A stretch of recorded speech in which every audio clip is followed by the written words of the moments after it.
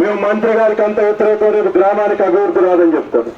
మేము వేయలేదా పొంగులేటి శ్రీనివాసరెడ్డి గారి కోట్లు? ఇక్కడ అందరూ వేసే అప్పుడు ఉన్నటువంటి రాజకీయ పరిస్థితుల్లో చాలా మంది ఉన్నారు. ఇక్కడ బీజేపీ నాయకులు కూడా, మన మొన్న రవి గారు జిల్లా సెక్రటరీ, కిరణ్ గారు జిల్లా నాయకుడు, వాళ్ళకి మాకు రాజకీయంగా విభేదాలు ఉన్నాయి. కానీ ఎప్పుడు కూడా ఇవాళ ఎందుకు గెలిచిన మేము అందరూ ఇన్ని రాజకీయ విభేదాలు ఉండి మీరు ఆలోచించారా? ఊకే కలిశారు అంటున్నారు. ఎందుకు కావాల్సి వచ్చిన పరిస్థితి? ఇందులో ఇళ్ళు రామారావు గెలిస్తే ఎందుకు రావండి? ఇప్పుడు వచ్చిన ఇళ్ళన్నీ మీరే తెచ్చారా? ఈ కాలనీలో గతంలో అన్ని ఇళ్ళు ఇప్పుడు అయిపోయినాయి. ఇప్పుడు మళ్ళీ కొత్త ఇళ్ళు, పెరిగినటువంటి కుటుంబాలకు ఇళ్ళు ఎవరు సొమ్మిస్తున్నారు? ఇళ్ళు వస్తాయి. 117 మంది L1 కేటగిరీలో మోటాపురంలో ఉన్నాయి, 30 మందికి వచ్చినాయి. మిగతా వాళ్ళకు కూడా అందరికి ఇళ్ళు వస్తాయి. రావా అండి? ఎందుకు రావు? గవర్నమెంట్ సొమ్ము, రేషన్ కార్డులు అందరికి వచ్చినా, ఒక మన గ్రామంలో వచ్చినాయి. రేటుగా మీ ఇప్పించాం రేషన్ కార్డులు అంటున్నారు. రేషన్ కార్డులు ఇవ్వాలని గత ప్రభుత్వం పోరాటం చేసిన కమ్యూనిస్ట్ పార్టీలు, ఇతర పార్టీలు ఇవ్వకపోవటం వల్ల ప్రభుత్వానికి ప్రజలు గుణపాఠం చెప్పారు. ఈ ప్రభుత్వం ఇచ్చి రేషన్ కార్డు ఇచ్చేదాకా పోరాటం చేసిన రేషన్ కార్డు వచ్చినాయి.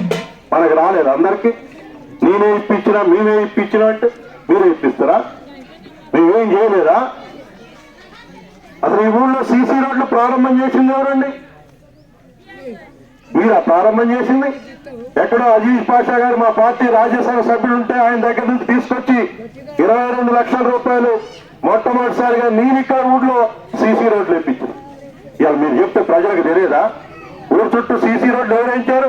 పువ్వాడ నాగేశ్వరరావు ఎమ్మెల్సీ ఫండ్ 12 లక్షల రూపాయలు తీసుకొచ్చా. తెలియదా ఇది? లింగాల కమల్ రాజు జడ్పీ చైర్మన్ ఉంటే 15 లక్షల రూపాయలు సీసీ రోడ్డు ఈ గ్రామంలో వేయించిన నా పలుకుబడితో తీసుకొచ్చిన ఇవన్నీ నా గ్రామం మీద ఉన్నటువంటి ప్రేమతోటి నా గ్రామ ప్రజలకు చేయాలని నేను తీసుకొచ్చాను. ఏమి చేయలేదా? అభివృద్ధి మీరే చేశారా? అంటే ప్రజలకు తెలియదా? గోరెల విజయలక్ష్మి 12 లక్షల రూపాయల నుంచి గ్రామ పంచాయతీ నుంచి ఈ రోడ్డు ఇక్కడ నుంచి మొత్తం ఎవరు నిర్మాణం చేశారు? మీరు చేశారా? ఇప్పుడు ఈ రోడ్డు మేమే తెచ్చాం. రైట్ శ్రీనివాసరెడ్డి గారు మంత్రి గారు, మాకేం కోపం లేదు.